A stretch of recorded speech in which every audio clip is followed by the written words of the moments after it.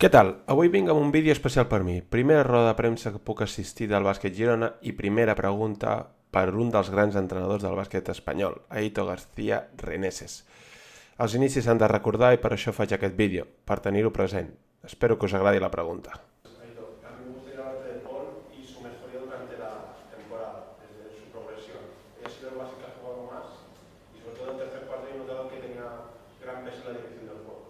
Bueno, creo que aparte de que también sería conveniente decir que Quino Colom se ha resentido de alguna cosa física, y por otra parte Paul, pues bueno, tiene la calidad que tiene, pero la calidad que tiene desde el punto de vista de energía es formidable. Y lo está haciendo todo el tiempo, jugando 3 minutos o jugando 20 minutos o jugando lo que juegue.